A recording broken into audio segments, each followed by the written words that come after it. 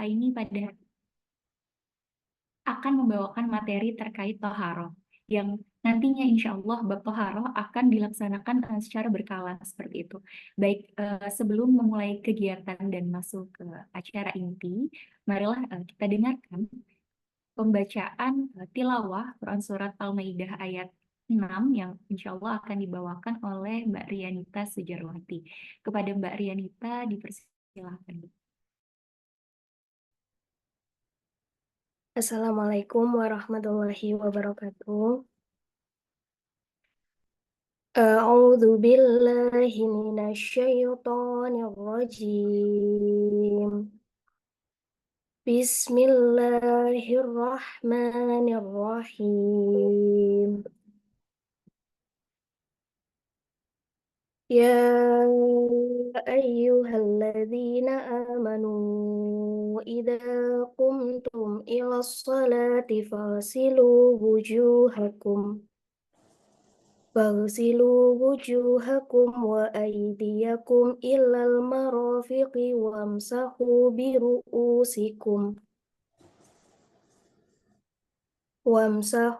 برؤوسكم وأرجلكم إلى الكعبين وإن كنتم جنبا فاطهروا وإن كنتم مرضى أو على سفر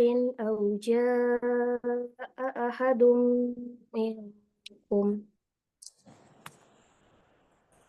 أو جاء أحد منكم من الغائط أو لامستم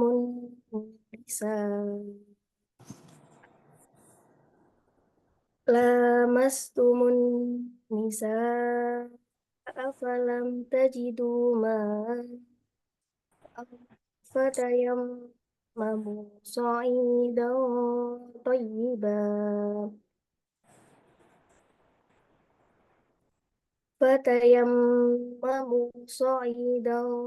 طيبا فامسحوا بوجوهكم وأيديكم منه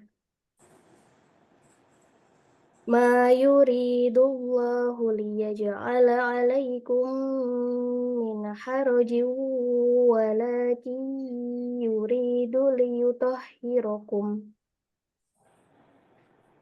وليتم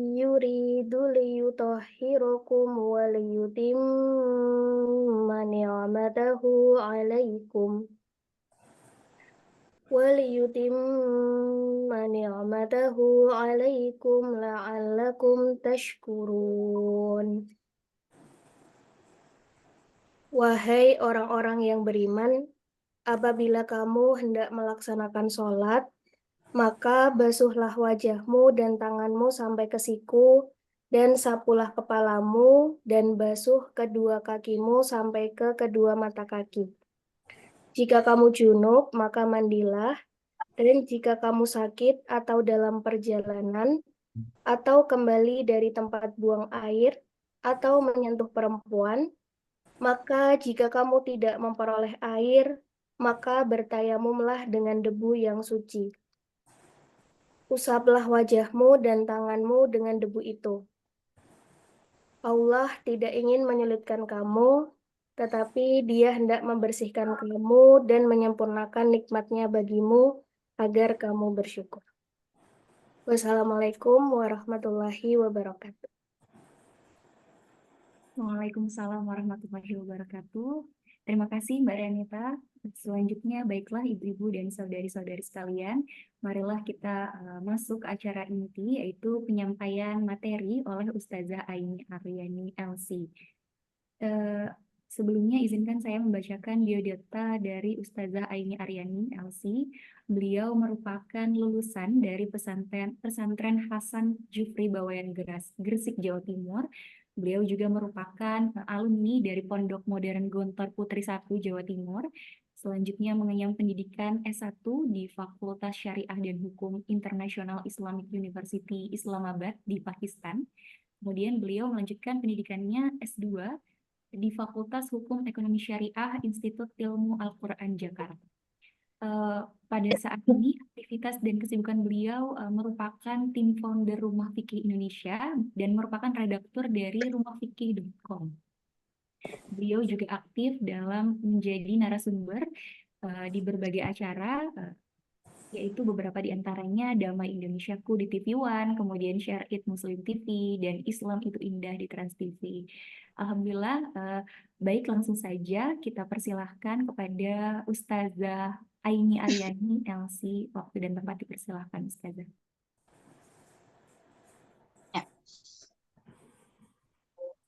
Bismillahirrahmanirrahim. Assalamualaikum warahmatullahi wabarakatuh.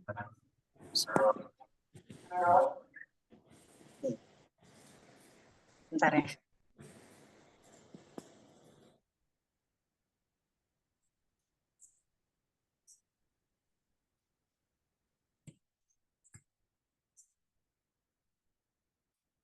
Ya. Alhamdulillahirabbil alamin wassalatu wassalam ala nabiyina wa habibina wa maulana Muhammad wa ala alihi wa sahbihi ajma'in, amma ba'du. Alhamdulillah bertemu dengan ibu-ibu di Bintal Islam DJA Kemenkau pagi hari ini sesi kita yang pertama ya untuk kajian fikih wanita. Dan tema untuk sesi yang pertama ini insya Allah kita akan bahas tentang taharoh bab 1. Sebetulnya kalau kita bicara tentang taharoh, itu babnya sangat luas ya pembahasannya. Jadi taharah ini artinya adalah bersuci.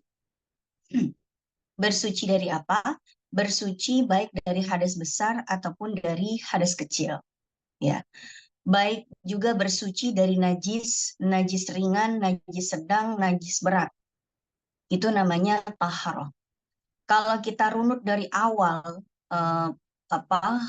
urutan babnya, jadi taharah ini nanti bicara tentang jenis-jenis alat yang menyucikan, seperti air apa saja yang bisa digunakan untuk bersuci, air apa yang tidak bisa digunakan untuk bersuci, lalu debu untuk tayamum itu seperti apa, dan lain-lain. Tapi karena kita membatasi 2 sesi dalam bab taharah ini, maka kita fokuskan untuk sesi yang pertama, kita bahas tentang taharah atau mensucikan dari hadas kecil, dan nanti di sesi yang kedua bulan depan, insya Allah kita bahas tentang hadas besar.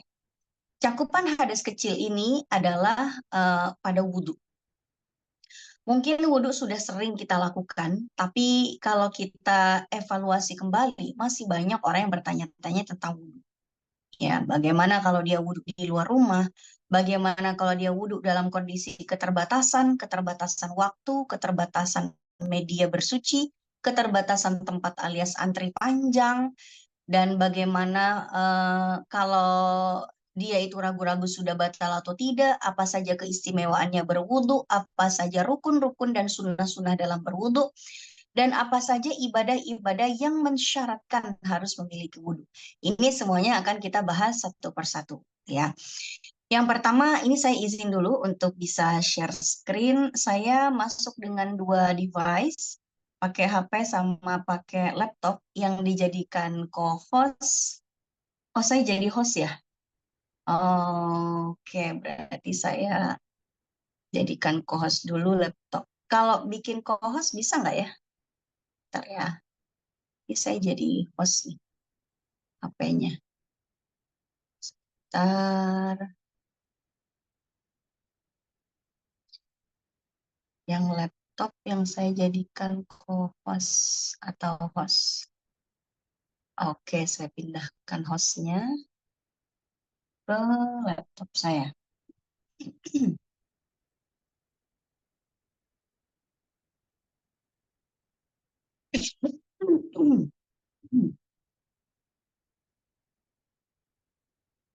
Ya, fikih taharoh ini suci dari hadas. Kenapa kita harus atau penting untuk membahas tentang hadas ini?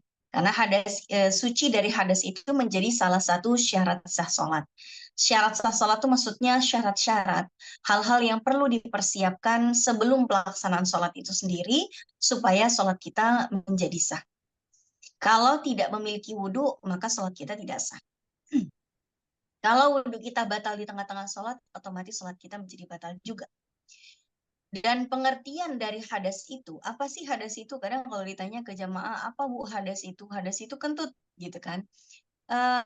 Jawabannya tidak salah, namun kurang tepat. Sebetulnya hadas itu maknanya adalah ma'aujaba wudu'an aw ghuslan.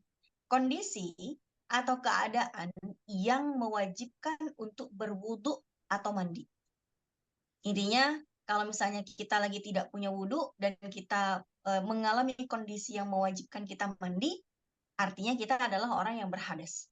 Kalau kita tidak punya wudhu, itu kita berhadas kecil. Kalau kita berada dalam kondisi yang mewajibkan mandi, itu namanya berhadas besar. Ya, oke. Yang mengangkat hadas itu adalah wudhu. Kalau wudhu nggak memungkinkan, maka secara darurat itu tayamum. Banyak sekali jamaah-jamaah yang di perkantoran yang dalam kondisi tertentu, dia pada akhirnya harus tayamum. Contoh misalnya ketika dia berhadas besar, dia wajib mandi, tapi di kantor tidak memungkinkan untuk mandi. Atau mungkin bisa numpang mandi di rumah kosnya teman-teman yang tinggal di dekat situ, tapi apa daya waktunya sangat amat sebentar sekali gitu kan. Sehingga waktunya tidak memungkinkan, medianya juga tidak ada. Kalaupun ada air di gedung kantor tersebut, tapi pengelola gedung tidak memperbolehkan karyawan atau tenan untuk mandi di dalam toilet. Nah, artinya ada air tapi tidak terjangkau. Ya, kemudian ada air tapi tidak terjangkau. Kemudian kalaupun ada air yang terjangkau, tempatnya pun jauh gitu. Nah, maka bisa saja dia melakukan yang namanya tayamum gitu. Suci dari haid siang-siang di jam istirahat kantor. Pengen mandi, nggak mungkin, tapi dia sudah wajib sholat karena sudah suci dari haidnya, gimana dong? Oh, berarti dia tayamum gitu untuk bisa melaksanakan sholat dalam kondisi yang tidak memungkinkan untuk mandi. Kemudian berikutnya lagi kita bahas tentang wudhu. Karena ini memang tema kita, tadi sudah dibaca juga oleh Korea kita tentang wudhu tadi ya. Bagaimana tata cara wudhunya Nabi kita Muhammad SAW dalam satu hadis dari Humron, mantan budak Utsman bin Affan ya. Jadi Humron ini pernah melihat Utsman minta diambilkan air wudhu, kemudian menuangkannya kedua tangannya. Lalu dia cuci kedua tangannya tersebut hingga 3 kali. Kemudian dia memasukkan tangan kanannya ke dalam air wudhunya. Dia berkumur-kumur, masukkan air lagi ke dalam hidung, mengeluarkannya, mencuci wajah 3 kali, mencuci kedua lengan hingga siku 3 kali, mengusap kepalanya, lalu mencuci setiap kakinya 3 kali. Jadi yang kita titik beratkan di sini adalah pencucian 3 kali 3 kalinya. Sementara di dalam hadis yang diriwayatkan oleh hadis yang lain, yaitu Ibnu Abbas. Kata Ibnu Abbas, telah kukabarkan pada kalian wudhunya Nabi. Lalu kemudian Ibnu Abbas itu berwudhu 1 kali 1 kali. Mungkin jamaah di sini agak bertanya gitu. Kenapa dalam satu hadis disebutkan bahwa Humron tadi menyaksikan Utsman bin Affan membasuh 3 kali 3 kali. Sedangkan yang Ibnu Abbas membasuhnya cuma 1 kali 1 kali. Yang benar yang mana? Ternyata dua-duanya pernah dilakukan oleh Rasulullah SAW. Kesimpulan yang diambil oleh para ulama dalam hal ini adalah bahwa mencuci, membasuh, atau mengusap sekali, yang penting sudah rata, itu sudah sah sebetulnya. Tapi kalau dicuci 3 kali, itu nanti masuk ke dalam sunnah-sunnah. Kita basuh sekali, oke. Jadi dalam kondisi keterbatasan air, misalnya ya, mencuci wajah 1 kali, tangan kanan 1 kali, tangan kiri 1 kali, yang penting udah rata masing-masing, itu sudah sah. Tapi kalau misalnya mau di3 kalikan, itu tetap sah-sah saja gitu ya, tetap sah-sah saja. Cuman kalau di3 kalikan dapat kesunahan, dan dalam hal ini ada poin kesunahan tersendiri jika membasuh 3 kali 3 kali. Oke, apa sih yang tidak boleh dilakukan ketika kita tidak punya wudhu? Yang pertama tentu tidak boleh melakukan sholat. mau kita sholat jungkir balik, ya, mau kita sholatnya di tempat yang paling mulia di dunia, di Masjidil Haram, di Masjid Nabawi, tapi dalam kondisi tidak punya wudhu, ya sama saja, nggak sah juga sholat kita. Kemudian menyentuh mushaf. Ini juga tidak boleh kita menyentuh mushaf kalau kita tidak punya wudhu. Jadi kalau misalnya kita mau megang mushaf, ya, ini mushaf tuh bukan Quran digital ya. Kalau Quran digital sama seperti kita melihat pantulan cahaya mushaf, bukan menyentuh mushafnya.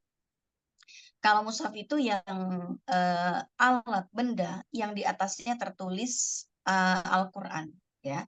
Ya kertas biasanya lah kalau di masa Nabi alat-alat yang tersedia di masa itu untuk menulis Al-Quran di atasnya. Intinya menyentuh mushaf itu tidak diperbolehkan kecuali kita dalam kondisi berwudu. Ya. Kecuali kalau dalam kondisi darurat gimana? Kalau kita melihat mushaf jatuh dari rak buku lalu kita ingin membereskannya, maka kalau bisa kita wudhu, maka kita wudhu saja. Tapi kalau misalnya kondisi darurat takut keburu ditendang orang, ya setidak-tidaknya kita menggunakan alas di tangan kita sehingga tidak tersentuh kulit langsung, ya kulit kita langsung dengan mushaf. Kira seperti itu. Kemudian yang ketiga adalah tawaf di seputar Ka'bah. Tawaf di seputar Ka'bah ini juga mengharuskan adanya wudhu. Jika tidak berwudhu, maka tawaf kita tidak sah. Dan yang terakhir buat khatib Jumat, ya dia juga diharuskan untuk berwudhu. Baik, kalau dalilnya mungkin kita skip dulu karena materinya sangat banyak. Nah ini dia jemaah sekalian. Syarat-syarat wudhu, artinya orang yang bisa melaksanakan wudhu dan suci jika dia melakukannya, maka dia harus memenuhi 5 syaratnya. Yang pertama syaratnya adalah dia harus beragama Islam. Jadi kalau ada orang tidak beragama Islam, lalu kemudian dia melaksanakan wudhu, maka wudhunya tidak sah. Makan belum? Udah itu sama masnya yang di situ. Atau Atau mbaknya ada bisa nggak ambil itu ya, belum kuenya di sini sebagian? Oh iya. Oke, baik. Baik, jamaah sekalian. Jadi, kalau ada orang yang non-muslim, kemudian dia ingin melaksanakan wudhu, ya silakan-silakan saja, tapi belum sah dikatakan berwudhu, ya. Kemudian yang kedua adalah dia haruslah orang yang mumayyiz. ke sana, nanti Mumayyiz juga itu, kita jam 10 sama satu pada kami. Jadi kalau misalnya Oke. Kemudian yang kedua itu adalah mumayyiz. Mumayyiz ini maksudnya seorang anak yang belum balil, tapi dia sudah mengerti apa itu apa ya? Dia sudah mengerti bagaimana pelaksanaan wudhu. Wudhu itu untuk apa? Wudhu itu bagaimana? Ngerti lah. Nah, itu maka disebut sebagai mumayyiz. Misalnya anak 9 tahun, anak 10 tahun, anak 8 tahun gitu. Mereka sudah mengerti bagaimana tata cara pelaksanaan ibadah, udah ngerti, dikasih tahu, udah sangat komunikatif lah gitu ya.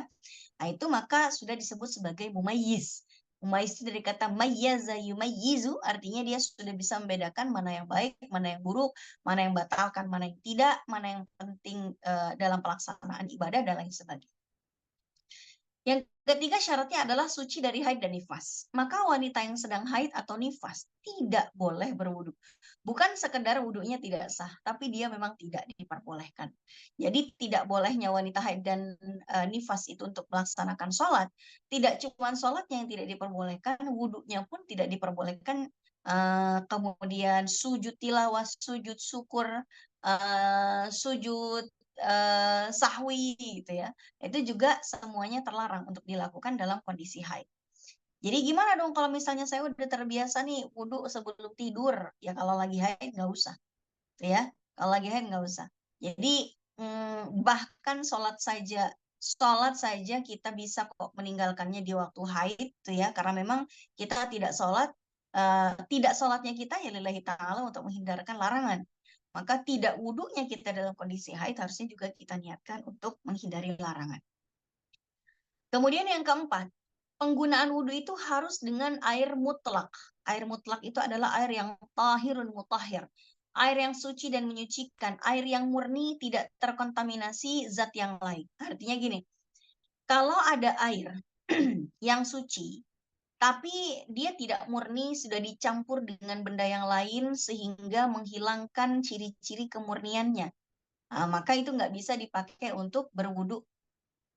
Contoh, air teh, air kopi, air mawar, air coklat, apalagi jus buah, ya, atau bahkan mungkin air kolam renang yang terlalu banyak kaporitnya sehingga aromanya sudah tidak murni lagi, warnanya juga tidak murni lagi, atau air yang terlalu keruh, ya, kalau misalnya kita ke Ancol tuh, itu air lautnya tuh keruh, gitu kan.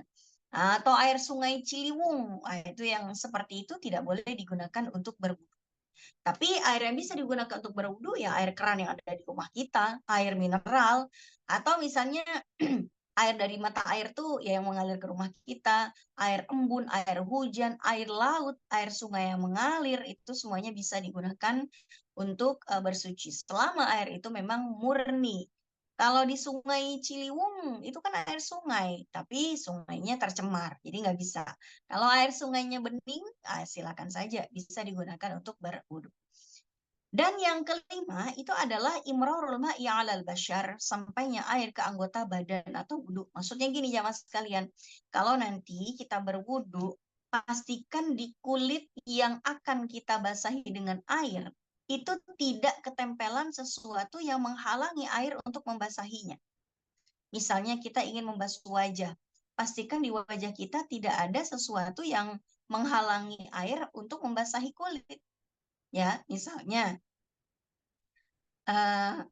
kita pakai make up nih, ya, pakai make upnya yang waterproof.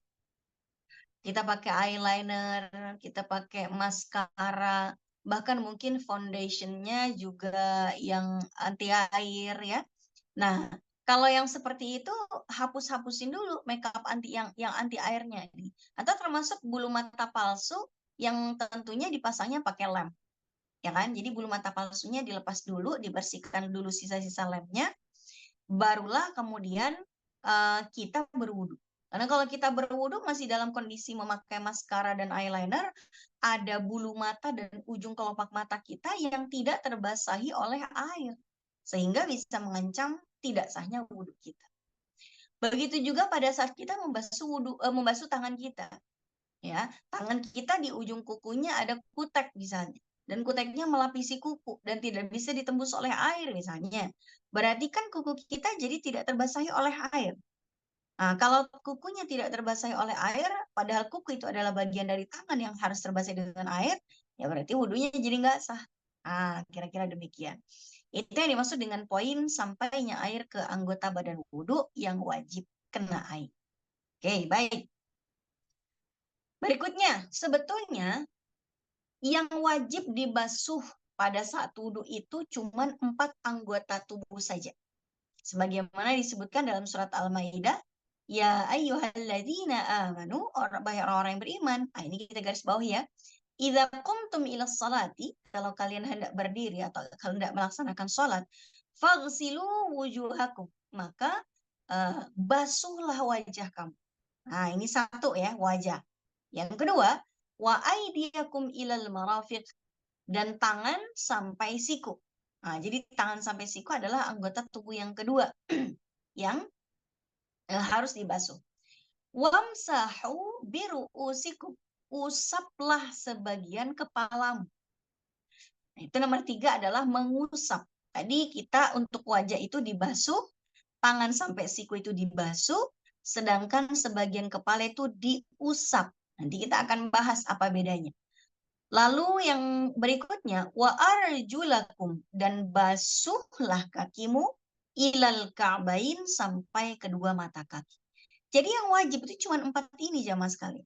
Wajah, tangan sampai siku, sebagian kepala, kaki. Adapun yang lain itu sunnah. Sunnah itu dalam artian dianjurkan, bisa menambah pahala, tapi jikapun tidak dibasuh, maka tidak masalah. Tidak masalah itu dalam artian wudhunya tetap sah. Tapi tentu kalau dikerjakan sunnah-sunnahnya akan lebih sempurna. Gitu ya. Nah, ini kira-kira yang wajib. Seperti misalnya apa nih yang sunnah nih? Membasuh telinga, mentiga kalikan basuhan, kumur-kumur, masukin air ke hidung dan mengeluarkannya. Itu semuanya masuk sunnah-sunnah. Kenapa kita belajarnya nggak langsung yang sempurna langsung? Wudhu yang sempurna langsung aja lah diajarin. Enggak. Kita nih seharusnya belajar yang rukunnya dulu. Standar minimal yang penting sah dulu. Kenapa? Agar kita terhindar dari penyakit was-was. Ya, ada orang yang kalau dia tidak melakukan ibadah yang sempurna, terus dia merasa ibadahnya nggak sah. Mandi junubnya ngerasa nggak sah kalau nggak sempurna. Wudhunya was-was mulu kalau tidak sempurna. Nah ini kita berperang dengan banyaknya orang yang kena penyakit was-was, gitu ya. Nah, wudhu ini yang wajib cuman itu aja. Oke, kalaupun ada tambahan, tentu tambahannya ya niat, gitu kan. Kemudian tertib, itu saja tambahannya. Tapi intinya 4 ini saja yang wajib dibasuh. Jadi kalau kita nanti ada keterbatasan, kalau kita keterbatasan air, maka yang kita prioritaskan 4 anggota tubuh tersebut. Nah, kita dahului dengan niat. Ya, niat ini boleh di dalam hati saja, tidak harus dilafadzkan. Jangan sampai kita tidak jangan sampai kita tidak tidak melaksanakan niat nawaitunya gitu ya. Jadi kalau misalnya saya nawaitunya nih, nggak tahu saya nawaitunya dalam hati aja. Ya Allah, saya niat untuk berwudu menghilangkan hadas kecil lillahi ta'ala. Itu aja. Kemudian kalau mau dilafatkan bagaimana? Silakan dilafatkan nawaitul wudu'a li raf'il hadatsil asghari lillahi ta'ala. Jadi boleh dilafatkan, boleh tidak dilafatkan. Yang penting di dalam hati kita berniat untuk berwudu. Semua ibadah itu membutuhkan niat. Maka dalam hadis disebutkan innamal a'malu binniyat. Sesungguhnya semua ibadah itu harus ada niatnya. Orang yang belum bisa melakukan niat, yaitu nggak bisa dianggap sudah melakukan ibadah tersebut. Gitu ya. Jadi kita mau umroh, kita mau haji, kita mau sholat, semuanya ada niatnya. Saya mau niat sholat. Kalau ada anak kecil nggak ngerti apa itu sholat, cuma ngikutin gerakan emaknya saja, dia nggak bisa dianggap sholat. Dia latihan sholat, ya. Karena dia belum berniat untuk bersholat. Ada orang haji dan umroh masih anak kecil, dibawa emaknya waktu haji umroh, ya nggak bisa dikatakan sudah umroh sudah haji. Kenapa? Dia saat dibawa orang tuanya tidak sedang berniat untuk berhaji atau umroh. Kira-kira seperti itu ya. Oke. Kemudian yang kedua adalah membasuh wajah. Nah, batasan wajah itu dari mana sampai mana? Kita bahas membasuhnya dulu. Membasuh itu adalah ketika air itu dikenain langsung ke wajah kita, dicipratin langsung di wajah. Ya, banyaknya air itu di wajah itu kira-kira kalau kita misalnya membasahinya, kira-kira ada 1 atau 2 tetes yang menetes dari wajahnya. Ya kan? Jadi kalau misalnya cuman tangannya basah doang terus dilap-lapin, itu bukan membasuh, itu ngusap. Membasuh itu adalah air yang ditampung lalu ditaruh di wajah sampai ada 1-2 tetes lah yang sekiranya bisa kita lap seperti ini. Yang kalau kita tidak lap begini dia akan jatuh gitu. Itu namanya membasuh. Ya. Terus wajah itu batasannya dari mana sampai mana? Wajah yang harus dibasuh itu adalah min manabiti sya'ri ila asfalidz dzaqan. Dari tempat tumbuhnya rambut di kepala kita di kening sampai di dagu bagian bawah yang ada tulangnya. Adapun bagian bawah dagu yang tidak bertulang, itu nanti masuk leher. Leher itu tidak perlu dibasuh pada saat berwudu karena dia bukan wajah gitu. Kalau bagian kanan dan kiri, dari sebelum telinga kanan sampai sebelum telinga yang kiri. Jadi kalaupun kita nanti di luar rumah ingin berwudu, tapi wudunya tanpa melepas kerudung, maka kerudungnya itu dilebarin ya sampai sampai rahangnya itu juga terbasahi dengan air, terbasuhi dengan air. Oke. Dan pastikan sekali lagi di wajah tidak ada riasan-riasan yang menghalangi air untuk menembus kulit. Membasuh kedua tangan. Nah, membasuh kedua tangan itu sampai mana? Sampai siku. Pastikan sikunya basah aja mas kalian. Kalau lagi traveling, pakailah baju yang bisa kita singkap sampai siku. Jangan yang susah disingkap, karena sampai siku gitu ya. Termasuk tangannya, termasuk kukunya. Jangan kukunya masih dilapisi dengan kutek yang tidak bisa ditembus oleh air. Kemudian yang keempat adalah mengusap. Nah, kalau tadi wajah dan kedua tangan itu dibasuh, sebagian kepala itu diusap. Kalau diusap, itu tidak perlu airnya bleber sampai netes. Cukup tangan kita dibasahi saja, lalu menyentuhkan di atas kulit kepala yang ditumbuhi oleh rambut, itu sudah cukup. Jadi kalau kita berwudu tanpa melepas kerudung, ya, kita usap, angkat ciputnya, kita masukkan sejari dua jari ke dalam sehingga tersentuh kulit kepala atau rambut yang tumbuh di atasnya, itu sudah cukup. Ya, itu yang disebut dengan mashu ba'd ra'si, mengusap sebagian kepala. Nah, hanya beberapa helai rambut saja yang penting yang nempel di atas kulit kepala itu silahkan. Nggak ada masalah.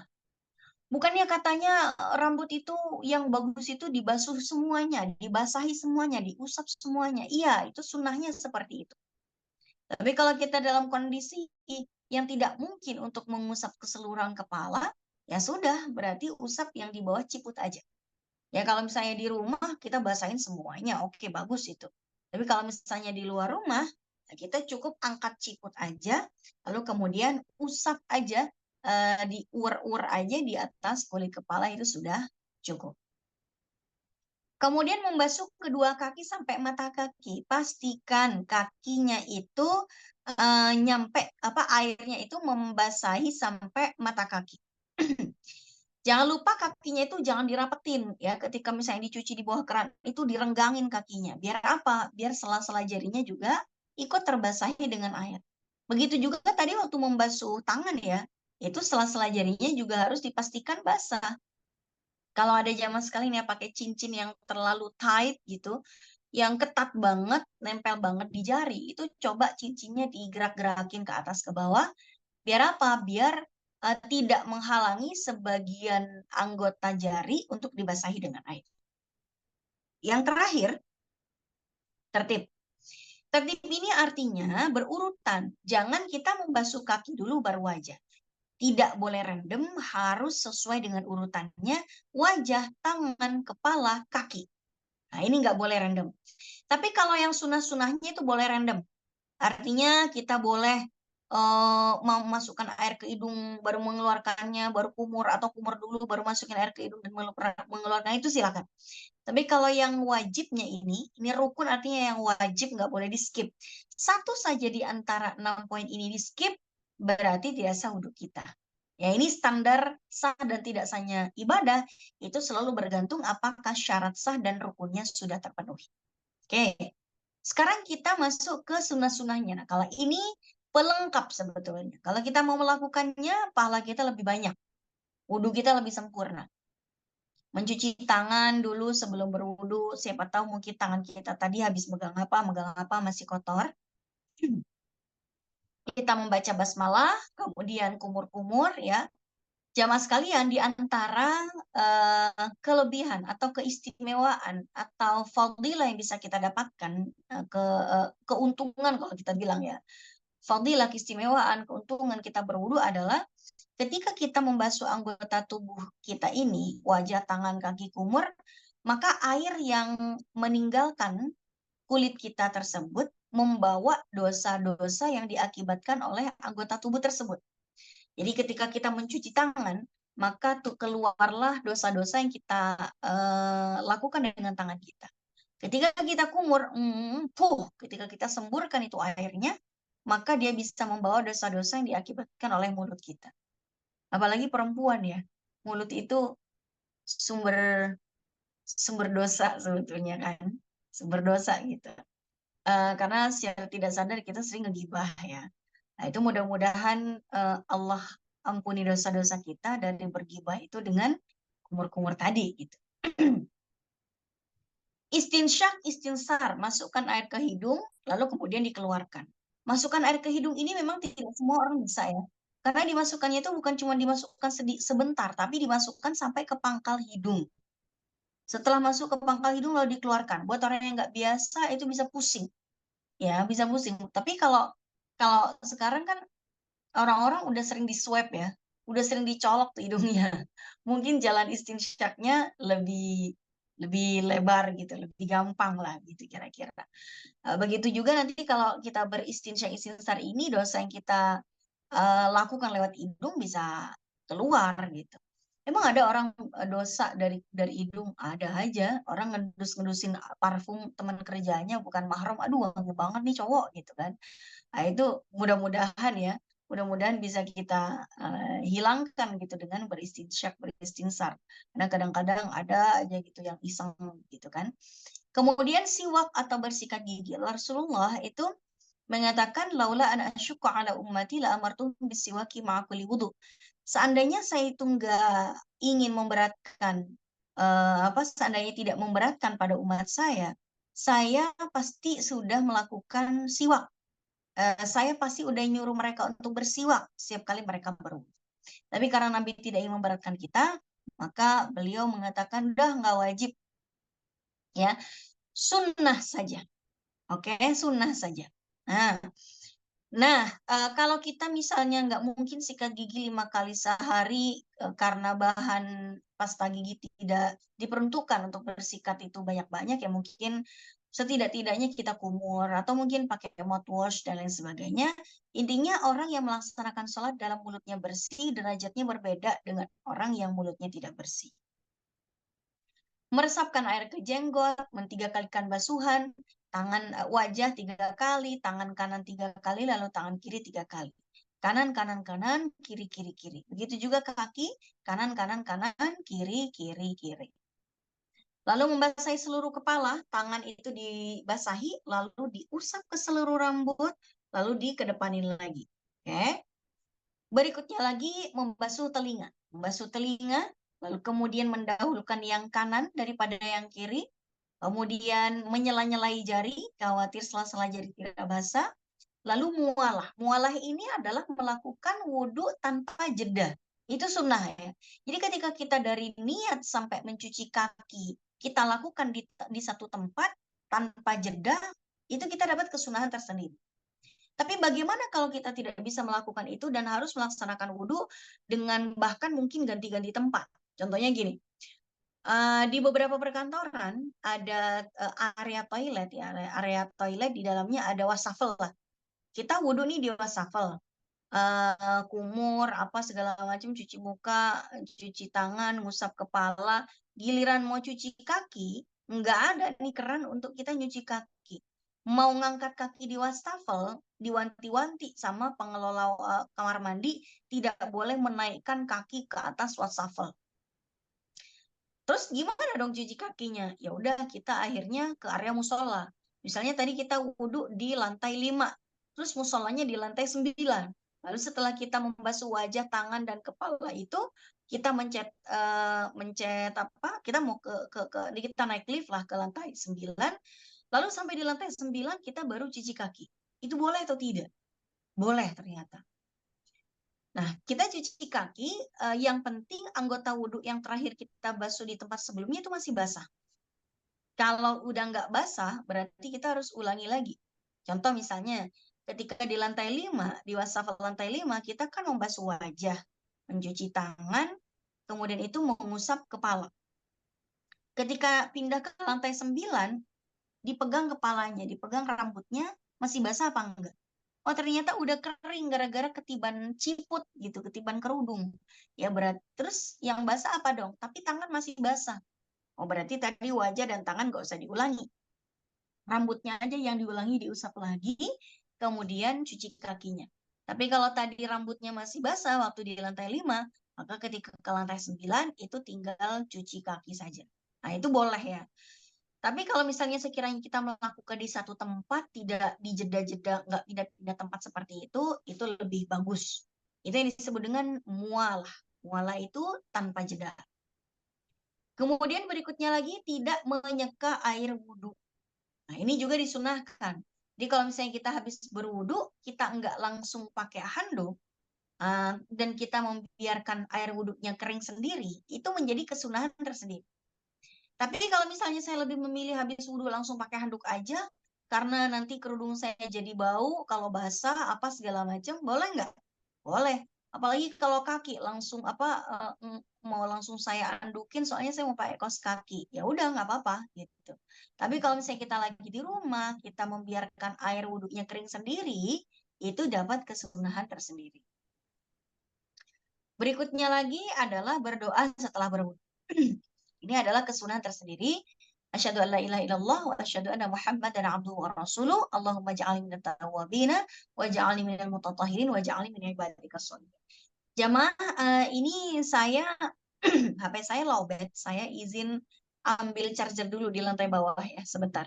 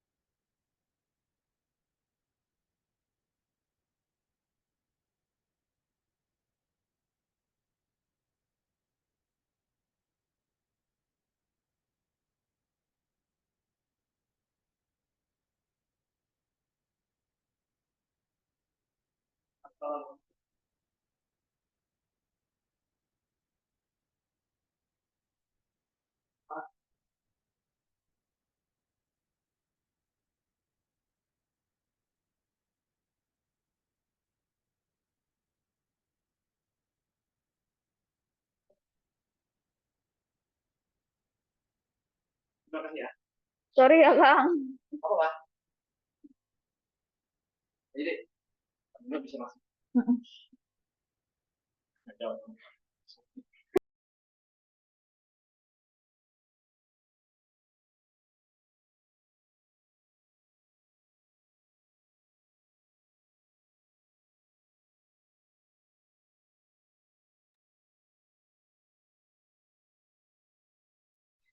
Baik, Afwan, kita lanjut.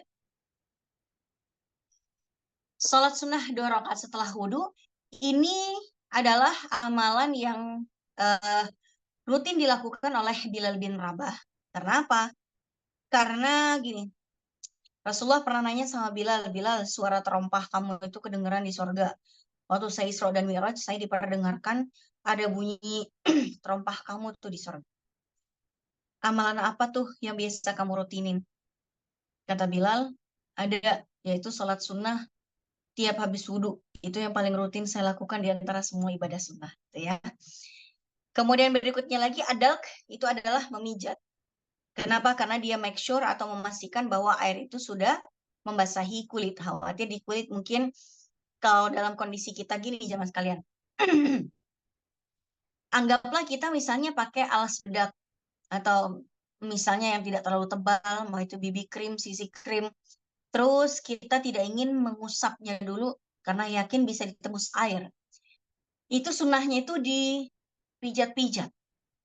Biar air itu benar-benar masuk ke pori-pori dan bisa menembus sisi krim BB cream tadi. Dengan atau kita pakai moisturizer yang mungkin agak banyak. Kalau pakai sunscreen, misalnya udah lama, udah dari tadi pakai sunscreennya, insya Allah air bisa meresap. Iya sih, tapi dipijit-pijitkan, ditepok-tepokin ke wajah. Sebagai pemastian ya, supaya air itu bisa menembus barisan-barisan lapisan-lapisan moisturizer, sunscreen, dan lain sebagainya. Tapi kalau mau dihapus dulu sebelum berwudu, tentu itu lebih baik. Ya. Oke, kita masuk ke pembatal wudhu. Sebelum kita buka tanya jawab, ada beberapa pembatal wudhu yang para ulama sepakati betul itu membatalkan. Tapi ada beberapa poin yang dianggap membatalkan oleh sebagian ulama. Tapi oleh sebagian ulama yang lain tidak dianggap sebagai pembatal wudhu. Ya. Batal wudhu yang disepakati ulama pertama adalah kharaja syai'un min ahadis sabilain. Keluar sesuatu dari kemaluan, baik kemaluan depan atau kemaluan belakang, baik benda padat, baik itu benda padat, benda cari ataupun gas. Keluar dari kemaluan, batal wudhu kita. Tapi gimana ya kalau misalnya ada orang misalnya lagi sholat terus dia pengen kentut. Ini teman-teman sekalian, jamaah sekalian, kalau sedang sholat terus kepengen kentut, itu kentutnya dilepaskan atau dibatalkan? Kalau masih bisa ditahan di dalam sholat, ya silakan tahan saja. Tapi gimana ya kalau kita udah menahan, kita udah nahan nih, pas lagi ruku kita tahan, ya. Habis itu sujud ditahan lagi. Begitu duduk di antara dua sujud, kok nggak kepengen kentut lagi, ya. Duduk di antara dua sujud udah nggak kepengen untuk kentut lagi. Itu kentutnya kemana? Masalahnya kebanyakan orang itu nahan kentut kan. Kalau kentutnya nggak tahu kenapa kentutnya nggak dilepasin aja, padahal ntar juga datang lagi gitu. Tapi nggak tahu kenapa orang yang sholat itu lebih sering nahan kentut gitu kan. Padahal sakit loh nahan kentut tuh. Kirain cuma cinta yang ditahan walaupun sakit ya. Ternyata kentut juga ditahan walaupun sakit. Nah, bagaimana kalau misalnya dia udah ditahan-tahan ternyata dia merasa kentutnya nggak kepengen lagi gitu, pengen kentutnya. Rasa ingin kentutnya hilang. Apa yang akan dia lakukan? Apakah dia batalkan saja sholatnya, lalu dia berwudu lagi, atau bolehkah dia tetap lanjutkan saja? Untung ini pernah ditanyakan kepada Nabi. Kemudian Nabi mengatakan, "Idza wajada ahadukum fi batnihi syai'an." Ya, apabila kalian itu ada yang di antara kalian itu ada yang kepengen keluar sesuatu dari perutnya, alias pengen kentut gitu. Fa ashkala alaihi akhraja minhu syai'un am la. Tapi kemudian itu dia ragu-ragu, udah keluar apa belum ya. Termasuk ini juga kencing ya. Kayaknya ada yang keluar dari perut lewat kemaluannya, tapi dia ragu-ragu keluar apa enggak. Fala yakhrujanna minal masjid. Jangan buru-buru keluar dari masjid. Jangan buru-buru batalin sholat. Hatta yasma'a sautan aw yajida rihan. Sampai dia itu mendengar ada bunyinya atau ada baunya. Misalnya tadi kan udah ditahan, nggak dikeluarin padahal nggak dikeluarin, tapi kok tiba-tiba pergi sendiri gitu kan. Datang tak diundang, pergi tak diantar dia gitu. Terus gimana dong kita menyikapinya? Batalin, lanjutin gitu. Ya sudah, kalau ngerasa nggak mengeluarkan, tidak merasa ada yang keluar dari lubangnya, dari kemaluannya, di kemaluan belakang maksudnya kan, karena memang kentut pada dasarnya keluar dari kemaluan belakang. Nah, coba diendus-endus saja. Nah, begitu diendus-endus, nggak ada baunya, dan kuping kita juga tidak menangkap ada suara apapun. Ya udah, the show must go on. Lanjutin aja sholatnya, ya kan? Soal kenapa tiba-tiba kentutnya bisa hilang sendiri, ya urusannya dia, bukan urusan kita.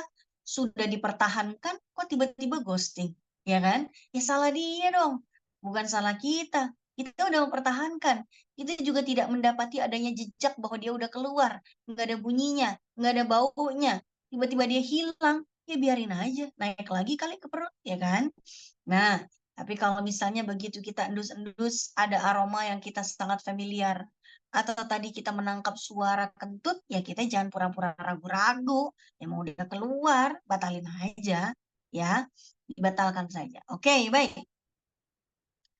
Kemudian yang kedua, yang disepakati para ulama kemudian adalah tidur pulas dan hilang akal. Ya, jadi tidur pulas ini maksudnya tidur yang tidak tamakun. Artinya tidur pulas yang tidak tamakun itu tidurnya nyender, ya kan?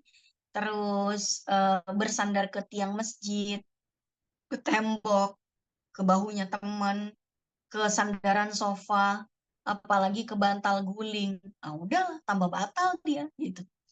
Atau misalnya dia hilang akal, ya. Kalau tidur pulas aja itu sudah membatalkan, apalagi kalau dia hilang akal. Maksudnya gini, ada orang yang masih suka minum khamr, tapi dia rajin sholat. Anggaplah misalnya habis minum khamr, dia terus wudhu, terus dia sholat. Di tengah-tengah sholat, dia mabok. Langsung berefek itu tadi khamrnya.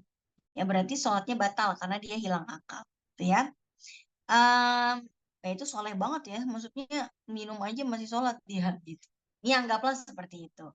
Atau misalnya ada orang sholat kemudian dia pingsan, itu juga sholatnya menjadi batal. Ya, tapi kalau tidur yang tidak bersandar, tidurnya itu duduk aja, nggak nyender ke kanan, nggak nyender ke kiri, nggak nyender ke tiang, nggak nyender ke apapun, dia hanya bertumpu kepada badannya sendiri. Lalu dia tidur dalam keadaan seperti itu, maka dia tidak batal wudhunya walaupun ngantuk-ngantuk. Ya, kita lihat di hadis yang kedua ini, yang bawah. Karena ashabu Rasulillah sallallahu alaihi wasallam yantaziruna al-isya al-akhirata hatta takhfiqa ru'usuhum. Tsumma yusalluna wa la yatawadda'un.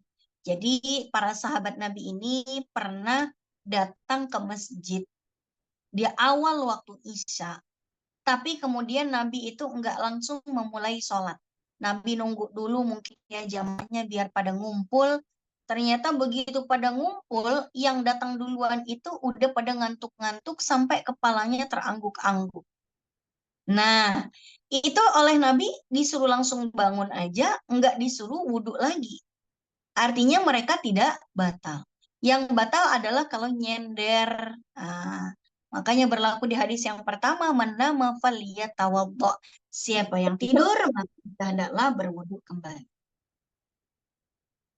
Nah, sekarang ada wudhu yang penyebab batalnya wudhu, tapi ini diperselisihkan hukumnya. Sebagian ulama mengatakan ini batal, tapi sebagian yang lain mengatakan tidak batal. Contohnya adalah ketika ada najis yang keluar dari selain kemaluan. Seperti mimisan, muntah. Mimisan itu kan keluar darah dari hidung. Muntah itu kan keluar dari mulut, atau pecah bisul, atau berbekam, atau lagi tes tes darah, diambil darahnya di laboratorium, itu kan. Cek darah, mungkin darah gula darah. Nah, itu para ulama berbeda pendapat. Bagaimana mereka berbeda? Ini dia. Ini dia. Mayoritas ulama tidak mengatakan itu batal. Termasuk para ulama mazhab Syafi'i nggak mengatakan itu batal. Walaupun memang ada yang mengatakan batal. Itu di dalam mazhab yang lain. Saya lebih memfokuskan kepada para ulama dalam mazhab Syafi'i karena memang kita di Indonesia atau bahkan di seluruh dunia kebanyakan memang kita bermadzhab Syafi'i. Dalam mazhab Syafi'i dan bahkan mayoritas ulama mengatakan bahwa keluarnya najis apabila bukan dari kemaluan itu tidak membatalkan wudhu. Jadi kalau misalnya ada orang berwudhu, ya, ada orang wudhu udah selesai wudhu, tiba-tiba dia mimisan, dilap aja darahnya, dipencet aja hidungnya sampai beberapa menit biar nggak keluar lagi darahnya dibersihkan, dilap dan lain sebagainya. Sesudah darahnya nggak keluar lagi dan darahnya udah dilap sampai bersih dari wajahnya, dia bisa langsung melaksanakan sholat tanpa perlu berwudhu kembali. Berikutnya lagi, batal wudhu yang diperselisihkan. Menyentuh kemaluan dengan telapak tangan. Itu juga termasuk membatalkan oleh mayoritas ulama. Jadi mayoritas ulama mengatakan itu batal, walaupun nanti dalam mazhab Hanafi tidak membatalkan, gitu ya. Jadi jamaah sekalian, kalau misalnya telapak tangan misalnya ada orang kan biasanya orang habis mandi dia langsung wudhu ya, masih pakai anduk dia wudhu gitu. Terus begitu dia selesai wudhu, dia masuk kamar, dia pakai celana dalam. Begitu pakai celana dalam, pas lagi pakainya itu, kok tiba-tiba tangannya itu menyentuh kemaluannya dia. Nah, berarti wudhunya itu batal, dia perlu wudhu lagi. Ya kan? Tapi kalau misalnya menyentuh kemaluannya itu dengan penghalang, misalnya ada seorang perempuan dia garuk-garuk kemaluannya tapi di balik celana dalam. Artinya tidak ada persentuhan kulit langsung antara telapak tangannya dengan kemaluannya, tapi dilapisi dengan celana dalam, itu tidak batal.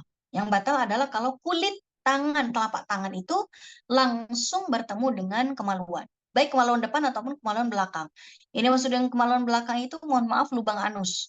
Jadi kalau misalnya garuk-garuk tepat di lubang anusnya, kena jari tangannya, nah itu berarti batal wudhunya. Tapi kalau misalnya dia garuk-garuknya hanya, mohon maaf, di bokong gitu ya, itu tidak batal, karena bokong itu bukan kemaluan. Atau misalnya, mohon maaf lagi nih, garuk-garuknya itu dihalangi dengan kain atau baju gitu kan, ya itu tidak batal. Ya, sekali lagi batalnya adalah ketika iltiqaul basyaratain, tersentuh langsung kulit dengan kulit antara telapak tangan dengan kemaluan. Kemudian berikutnya lagi tentang menyentuh lawan jenis. Ini juga pastinya jamaah sekalian sudah tahu bahwa para ulama itu beda-beda. Ya, menyentuh lawan jenis yang bukan mahram. Itu para ulama beda-beda. Bagaimana perbedaannya? Pertama, ada yang mengatakan tidak batal sama sekali. Dengan atau tanpa syahwat. Para ulama dalam mazhab Hanafi mengatakan demikian. Ada lagi para ulama dalam mazhab Maliki dan Hambali mengatakan batal kalau pakai syahwat saja. Kalau tanpa syahwat berarti dia tidak batal. Ya, kalau tanpa syahwat berarti dia tidak batal. Yang pakai syahwat dialah yang batal. Nah, para ulama dalam mazhab Syafi'i yang paling banyak dipakai di Indonesia, mazhab Syafi'i mengatakan bahwa tersentuhnya kulit dengan kulit antara laki-laki dan perempuan yang bukan mahram dengan atau tanpa syahwat itu membatalkan. Ya, jadi mau pakai syahwat kek, mau enggak kek, pokoknya ada persentuhan kulit dengan laki-laki yang bukan mahram. Batal. Kalau suami dan istri bagaimana? Suami dan istri juga bukan mahram. Mahram itu artinya tidak boleh dinikahi. Mahram itu dari kata haram. Haram dinikahi itu mahram. Jadi termasuk haram dinikahi alias mahram itu siapa? Ayah, abang, paman kandung, ponakan kandung, anak kandung, abang kandung, dan semuanya menjadi mahram kita itu, yang haram kita nikahi selama-lamanya, itu adalah mahram kita yang kalau disentuh nggak batal wudunya. Tapi kalau bukan mahram, suami kita itu bukan mahram, karena dia tidak haram kita nikahi. Ya kalau haram nggak jadi nikah dong. Ya, suami itu bukan mahram, dia tidak haram. Kalau mungkin ada yang nanya, berarti kalau suami bukan mahram, ngapain kita tinggal berdua sama suami? Ya karena diikat oleh pernikahan. Selama diikat oleh pernikahan boleh, tapi kalau ikatan pernikahannya dilepas dengan perceraian, jadi nggak boleh lagi, karena memang bukan mahram. Oke. Jadi persentuhan kulit suami istri atau antara istri dengan suami orang atau dengan antara kita dengan tetangga pokoknya bukan mahram. Itu dalam mazhab Syafi'i persentuhan kulit dengan kulit langsung itu bisa membatalkan. Tapi kalau dihalangi dengan kain, suami memegang pipinya istri yang dibungkus oleh kerudung itu nggak batal. Tapi kalau kulitnya ketemu langsung itu batal. Kalau suami membelai rambut istri tidak batal karena rambut bukan kulit. Suami menyentuh kukunya istri itu juga tidak batal karena kuku bukan kulit. Tapi kalau menyentuh pipi, menyentuh kulit tangan dan lain sebagainya itu adalah membatalkan wudhu dalam mazhab Syafi'i. Nah ini perbedaan ini pasti teman-teman sudah tahu, gitu ya. Kemudian batal yang diperselisihkan lagi adalah mengkonsumsi daging unta. Mayoritas ulama mengatakan tidak batal. Kita habis makan apapun tidak membatalkan. Namun ulama dalam mazhab Hambali membatalkan. Jadi kalau di Saudi Arabia ada orang Saudi makan onta terus wudhu lagi karena dalam pandangan mereka makan daging onta itu membatalkan wudhu. Namun mayoritas ulama tidak mengatakan demikian karena lebih mengatakan bahwa pembatal wudhu itu karena ada yang keluar bukan karena ada yang masuk ke dalam mulut kita. Oke, baik. Itu saja mungkin jamaah sekalian karena sudah jam 8 lebih 30 lebih ya. Ini saya diinfo oleh moderator bahwa waktunya cuma sampai jam 9 ya kalau nggak salah. Sehingga masih ada waktu kurang lebih 20 menit lagi untuk kita tanya jawab. Saya serahkan waktu dan media Zoom ke Ukhti Tiara Putri, silakan. Alhamdulillah kita telah mendengarkan bersama-sama materi Toharoh pada pagi hari ini. Terima kasih Ustazah Aini Ayani yang sudah menyampaikan materinya dengan sangat baik pada pagi hari ini tentang hadas baik besar maupun kecil, namun hadas kecil yang pada hari ini yang diberikan gitu ya. Kemudian syaratnya, rukun, tata cara dan ketentuan bersuci, kemudian wudhu, sunnah dan pembatalan wudhu dan sebagainya.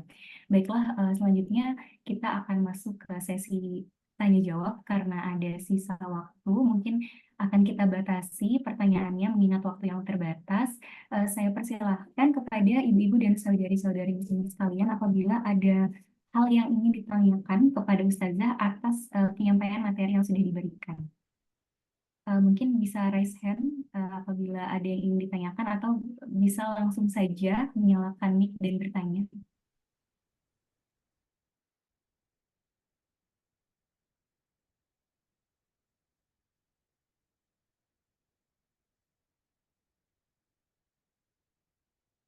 Apabila tidak ada, mungkin saya akan membacakan titipan pertanyaan dulu ya Ustazah. Ya. Pertanyaan pertama adalah apa yang dimaksud dengan air mustakmal? Apakah boleh air tersebut dipakai berwudu? Kemudian pertanyaan kedua, apakah kita lebih utama memperbarui wudu setiap sholat atau lebih baik pakai wudu yang sebelumnya apabila kita bisa menjaga wudu dan yakin kalau kita masih punya wudu seperti itu? Oke, baik. Itu di chat room berarti saya jawab setelah jawab dua pertanyaan ini ya. Oke, air mustakmal itu adalah air yang bekas digunakan bersuci di basuhan yang wajibnya saja. Misalnya, saya mau berwudu nih, saya ambil air wudu ya di keran gitu kan, terus saya basuhi wajah saya sambil ditampung air basuhannya. Saya basuh, seret, terus saya tampung tuh. Nah, di mangkok. Ini mangkoknya, contohnya ini ada mangkok, hasil tampungan basuhan yang pertama. Ini namanya air mustakmal. Nggak bisa saya gunakan lagi untuk ngebasuh lagi yang kedua. Gitu. Ya. Itu kalau basuhan yang pertama. Tapi kalau misalnya gini, saya berwudu. Saya basuh basuhan yang pertama. Nggak saya tampung. Kemudian basuhan yang kedua, saya nih sekarang ambil air yang baru, lalu saya wudhu yang kedua, terus saya tampung, itu bukan air mustakmal. Ya, kenapa? Karena basuhan kedua dan ketiga itu bukan basuhan yang wajib. Basuhan yang wajib hanya yang pertama saja. Ya, ketika basuhan yang kedua saya tampung, maka boleh saya gunakan untuk basuhan yang ketiga. Itu namanya air mustakmal. Jangan menganggap air mustakmal itu air di ember kecipratan air wudhu. Enggak, itu beda. Itu salah kaprah. Pokoknya ada orang yang paranoid lah, pokoknya paranoid najis lah istilahnya ya. Ada orang berwudhu nih, di sini ada keran, di sini ada ember. Begitu dia berwudhu di air keran, yang di ember kecipratan.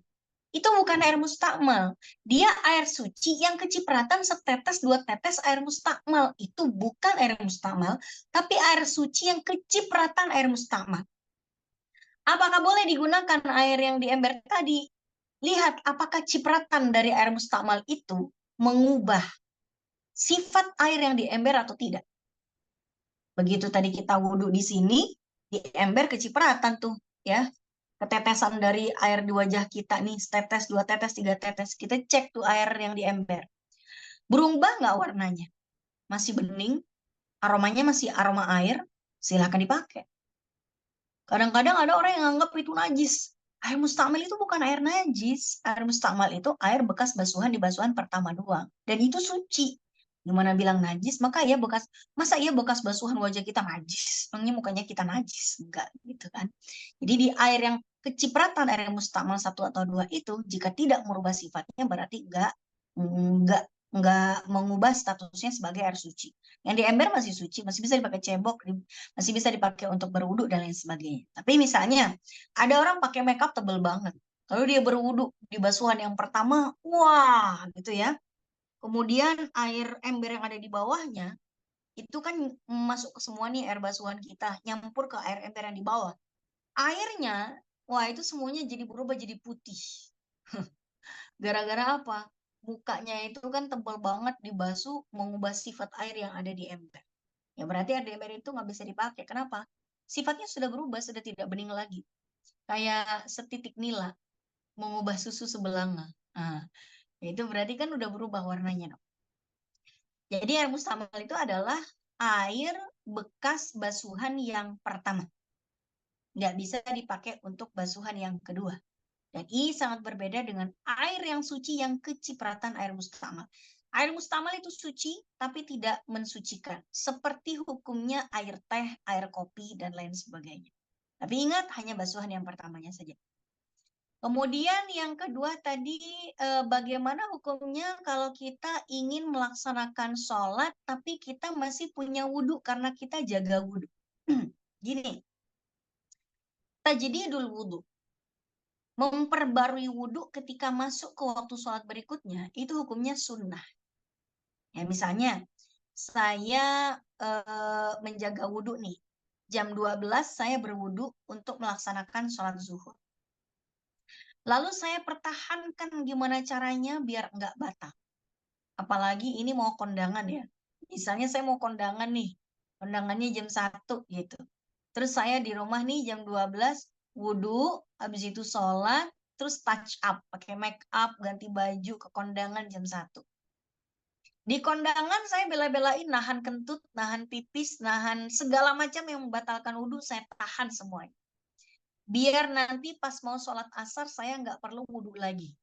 Ya kan? Begitu datang waktu asar, kira-kira jam 4, jam setengah 4 gitu, saya kemudian ke musola. Ke musola tanpa berwudhu kembali, ya udah saya sholat aja dalam kondisi pakai baju kondangan, misalnya baju kondangannya bukan baju kondangan yang ribet, bukannya pakai abaya sama jarit, ya kan? Kalau lagi ya kali sholat pakai abaya sama jarit gitu kan? Enggak dong, bisa ribet gitu, bisa copot kemana-mana tuh brokatnya. Anggaplah misalnya kondangan biasalah pakai gamis apa gitu, ya udah saya sholat aja dalam kondisi mau pakai gamis menutup aurat walaupun wajah saya ditempeli dengan make up, it's okay gitu kan? Karena saya belum batal tadi, ya udah saya sholat asar aja. Datang lagi waktu maghrib, saya belum batal juga tuh wudhu. Ya saya sholat lagi tanpa berwudhu lagi. Bisa seperti itu.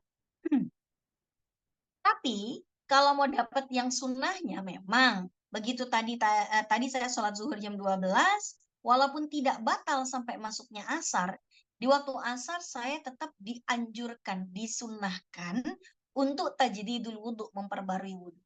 Masuk maghrib, diperbarui lagi itu hukumnya sunnah. Sunnah ya, nggak wajib. Kalaupun ada orang yang bisa menahan nggak batal wudhu dari zuhur sampai isya, ya silahkan aja sih. Cuman ya menderita gitu aja gitu kan. Berarti dia nggak pipis di selang waktu itu, dia nggak pipis, dia nggak kentut, dia tidak melakukan hal-hal yang bisa membatalkan wudhunya. Kira-kira seperti itu. Intinya berwudhu ketika masuk ke waktu sholat yang berikutnya itu hukumnya sunnah, bukan wajib. Berikutnya. Baik, terima kasih Ustazah. Semoga sudah cukup jelas dan terjawab. Selanjutnya ada pertanyaan melalui kolom chat dari Ibu atau Mbak Dewi Listiani. Yang pertama adalah, Assalamualaikum Ustazah, izin bertanya kalau tata cara wudhu pas menggunakan skincare itu bagaimana? Kemudian izin saya tanyakan lagi yang satu lagi atau langsung saja Ustazah mau dijawab dulu. Oke. Wudhu nggak bisa pakai skincare.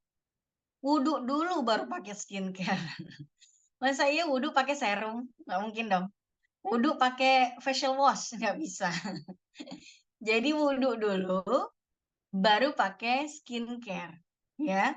Jadi ketika kita sudah berwudhu dengan sempurna misalnya, lalu kemudian kita mau pakai skincare silahkan. Yang penting wudhu aja dulu. Wudhu dulu, lalu kemudian kita pakai facial wash, kita pakai toner, mau pakai praserum, serum, moisturizer, sunscreen, make up, silahkan. Tapi memang dasarnya udah berwudhu terlebih dahulu. Mungkin pertanyaan beliau begitu ya. Tapi kalau misalnya gini, kita udah pakai skincare. Boleh nggak setelah kita pakai skincare, kita berwudhu? Apakah sah? Jawabannya sah-sah saja kalau di antara skincare-nya itu tidak ada yang melapisi kulit untuk tidak ditembus air. Artinya, misalnya kita udah pakai skincare tadi kan, facial wash, toner itu nggak waterproof biasanya. Moisturizer, serum, kayaknya sih juga kebanyakan nggak waterproof ya. Yang waterproof sepertinya sunscreen. Sunscreen apalagi dipakai 2 jari set gitu kan. Itu biasanya tebal dan bisa menghalangi air untuk membasahi kulit karena dia oil base. Oil ketemu air itu kan biasanya nggak matching gitu. Ya kalau misalnya dia udah pakai sunscreen, ya berarti dia usap dulu gitu. Mukanya pakai tisu basah baru dia berwudu. Tapi kalau dia mau lebih aman, wudu aja dulu. Baru pakai skincare, lalu pakai make up, dandan, keluar rumah, aman. Kalau males lagi nanti untuk berwudu, ya udah. Misalnya udah pakai make up nih, bahkan udah pakai bulu mata, eyeliner, maskara, apalagi udah bikin alis, udah ini udah itu, lalu ke kantor, ya kan? Sampai di kantor belum batal wudunya, lalu dia sholat duha dalam kondisi wajahnya masih bermake up sempurna, ya silakan saja, ya kan? Ya kan tadi dia udah wudu. Kalau wudunya nggak batal, ya sudah sampai di kantor dia sholat aja. Kira-kira demikian. Baik, terima kasih Ustazah. Mungkin ini relate dengan pertanyaan selanjutnya dari Mbak Restu. Izin tanya, apakah make up itu berarti bukan najis jika bisa menjaga wudhu? Nggak ada kaitannya menjaga wudhu atau nggak menjaga wudhu. Make up itu najis atau enggak, itu nggak ada kaitannya dengan wudhu. Make up najis atau enggak, itu kaitannya sama bahannya make up. Kalau kita pakai, mohon maaf, tainya ayam kita teplokin ke wajah kita sebagai make up, yaitu make up kita najis. Kenapa? Make upnya dari tai ayam. Najis dong, ya kan? Atau misalnya kita nuangin wine, Homer, kita teplokin ke muka, katanya bisa menghilangkan jerawat kalau apa sih mengoleskan wine ke wajah. Ya berarti itu najis dong. Kenapa? Homer itu najis. Ya kalau misalnya kita pakai, kalau misalnya make up kita najis, ngapain kita pakai? Ya kita ngapain pakai make up yang najis? Ya kan? Facial wash ada nggak najisnya? Najis itu apa sih? Darah, nanah, kencing, kotoran manusia, kotoran hewan, homer. Nah, itu semuanya najis. Pertanyaannya, kita pakai itu semuanya sebagai makeup apa enggak? Kayaknya sih enggak. Ya kan? Ya sudah, kecuali kalau misalnya ada indikasi makeupnya itu makeupnya itu misalnya terindikasi tercampur najis. Ya udah baru itu jadi najis. Tapi kalau misalnya makeupnya udah jelas halal lagi gitu ya, ya sudah, kenapa tiba-tiba makeup itu jadi najis? Ya makeupnya nggak najis, gitu. Intinya najis atau tidaknya makeup itu bergantung kepada bahan yang digunakan. Pada umumnya makeup itu tidak dibuat dari bahan yang berbahan najis umumnya, walaupun ada mungkin beberapa yang digunakan dari bahan yang najis. Jadi mungkin pertanyaannya, apakah makeup itu berarti bukan najis? Ya tidak najis kalau memang tidak berbahan najis. Jika kita bisa menjaga wudhu. Ini kurang relate sebetulnya pertanyaannya. Jadi najisnya make up nggak ada kaitannya dengan sah atau tidak sahnya wudhu. Kalau kita pakai make up yang najis, lalu misalnya gini, saya berwudhu, habis saya wudhu, wudhu saya akan sah. Lalu saya memakai tai ayam di pipi saya. Ya wudhu saya tetap sah, tapi saya nggak bisa sholat. Kenapa? Di pipi saya ada tai ayam najis. Gitu. Gitu ya. Tapi kalau misalnya saya wudhu nih, habis wudhu saya pakai make up saya bukan najis, ya berarti nggak ada masalah dong. Make up itu kan nggak najis. Ya silakan-silakan saja sholat dalam keadaan kita bermake up, kan kita tidak bermake up dari bahan yang najis. Kira-kira demikian. Baik, terima kasih atas penjelasan dan jawabannya, Ustazah Aini. Mungkin kami akan buka satu pertanyaan lagi. Sepertinya sudah ada yang raise hand. Ibu Wahyuning, dipersilahkan Bu untuk bertanya secara Ya, langsung. terima kasih Mbak Tiara. Izin Ustazah ini ingin menanyakan, mungkin juga tadi sudah disampaikan, cuma saya kelewat nyimak ya karena sambil kerja. Gini misalnya kita kan bepergian, nah ketemu masjid itu tidak ada tempat yang tertutup wudhu khusus untuk muslimah, untuk akhwat. Itu misalnya kita nggak buka jilbab, langsung kita basuh muka, terus nyelipkan air ke rambut atau ke telinga itu gimana ya ya? Atau harus seperti apa gitu fikihnya yang memenuhi syarat gitu Mohon petunjuk terima kasih Baik, Ibu. Ketika kita berwudhu di luar rumah, kita prioritaskan yang wajibnya saja, yaitu membasuh wajah, membasuh tangan sampai siku, mengusap sebagian kepala, lalu kaki sampai mata kaki. Yang lainnya boleh di skip. Telinga boleh di skip, men3 kalikan basuhan juga boleh di skip, kumur masukin air ke hidung dan mengeluarkannya boleh di skip juga. Jadi misalnya kita lagi pakai kerudung seperti ini, lalu kita menampung air ya, kita berniat dulu, saya niat wudhu lillahi ta'ala, lalu kita membasahi wajah kita, jangan lupa di balik kerudung juga kita basuhin, karena yang tadi baru bagian depan, ya kita baru membasuh sekali, tapi kan nggak rata, itu belum dianggap sebagai 1 kali basuhan, itu baru setengah basuhan. Lalu kita basuh lagi di bagian sebelah sini, pipi sini, itu 1 basuhan, baru setengah basuhan, karena sebelah sini. Kalau udah rata sekali rata, barulah disebut dengan basuhan yang pertama. Itu basuhan yang pertama, walaupun technically, literally, itu 3 kali. 1, 2, terus 3. Mungkin ada yang dibalik ciput, belum lagi 4. Literally itu 4 kali kita membasuh, tapi hitungannya 1 kali basuhan. Karena itu baru 1 kali basuhan rata. Itu udah sah. Gitu ya. Mau diulangi yuk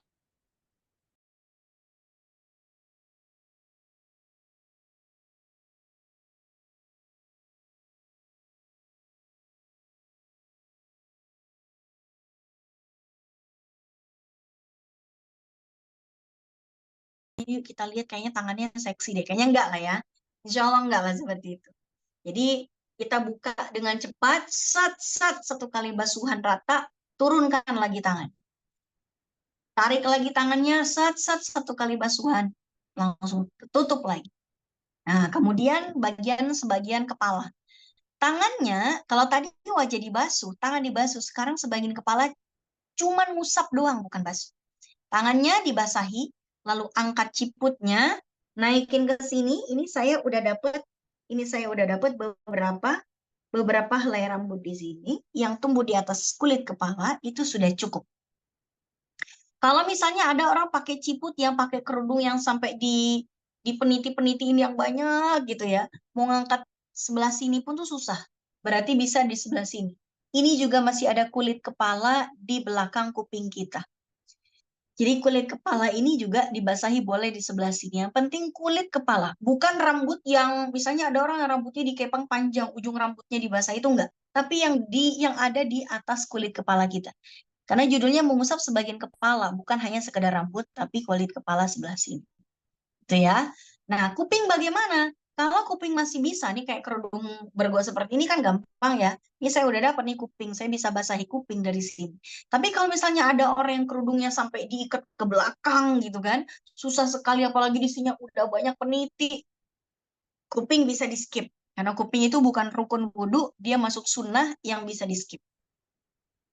Nah, setelah tadi wajah, tangan sampai siku dan sebagian kepala, boleh kalau mau langsung ke kaki, buka kaos kakinya, dicuci sampai mata kaki, lalu ditutup kembali dengan kaos kaki. Tentunya dikeringin dulu, lalu kemudian dipakaikan lagi kaos kaki, itu sudah sah. Ya, itu yang disebut dengan wudhu yang penting sah walaupun minimalis. Karena dalam kondisi keterbatasan seperti itu, yang kita prioritaskan yang wajibnya aja udah. Yang penting sah gitu dulu. Nah, kalau kita di rumah, mau kita gebiar-gebir, mau kita sempurnain, nah itu bagus. Cuman kalau lagi di tempat yang seperti itu, kita ambil resiko yang paling rendah.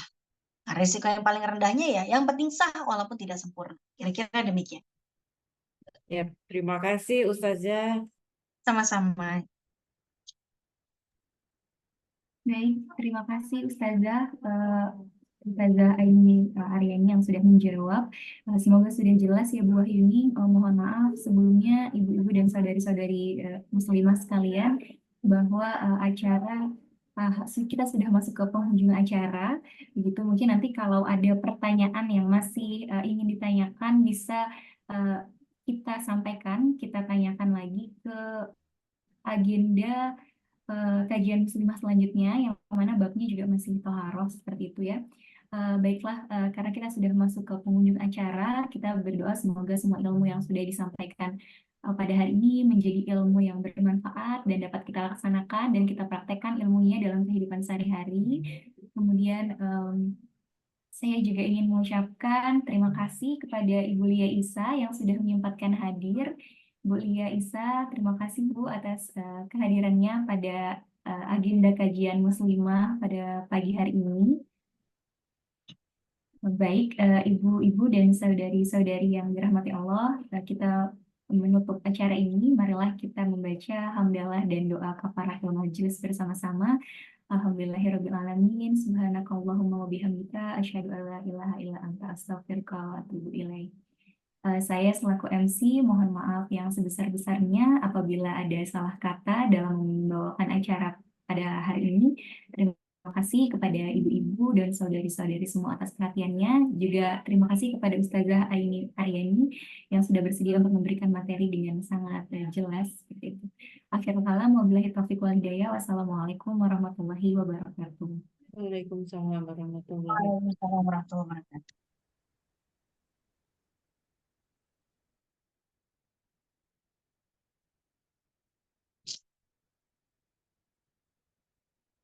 Ustazah, Afwan hostnya dipindahkan kembali ke Mbak Melawati. Dipindahkan ke Mbak Tiara atau ke siapa Ibu? Ke Melawati. Ke Ibu Mailawati, baik. Iya. Saya Terima kasih, mohon Ustazah. izin memindahkan hostnya sekaligus saya setelah itu izin pamit. Sebentar, saya pindahkan dulu. Ibu Ustazah, Ya eh, Ibu, saya Ibu Lia Isa. ya. Ucapkan terima kasih atas kehadirannya pagi ini dan memberikan materi yang bermanfaat bagi kita semua. Saya juga mendapatkan ilmu yang bermanfaat, yang sebenarnya pengetahuan dasar ya, Bu Aini. Tapi ini bermanfaat sekali bagi saya dan mungkin bagi ibu-ibu semua. Itu saja. Terima kasih banyak Bu Aini. Juga terima Amin. kasih kepada ibu-ibu dan Mbak Karyawati atas kehadirannya. Insya Allah kita bisa mengikuti kajian yang berikutnya yang tentu akan memberikan manfaat bagi kita semua. Assalamualaikum Amin. warahmatullahi wabarakatuh. Waalaikumsalam warahmatullahi wabarakatuh. Waalaikumsalam warahmatullahi wabarakatuh. Jamaah sekalian, ibu-ibu sekalian rahmati Allah, saya mohon izin pamit. Terima kasih atas kehadiran dan perhatiannya. Insya Allah kita bertemu lagi di bulan yang akan datang.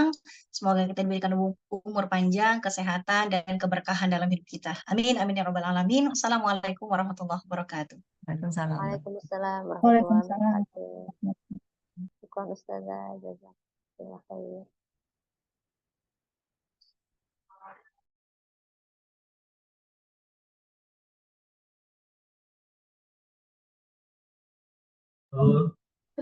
Izin DM ya dulu.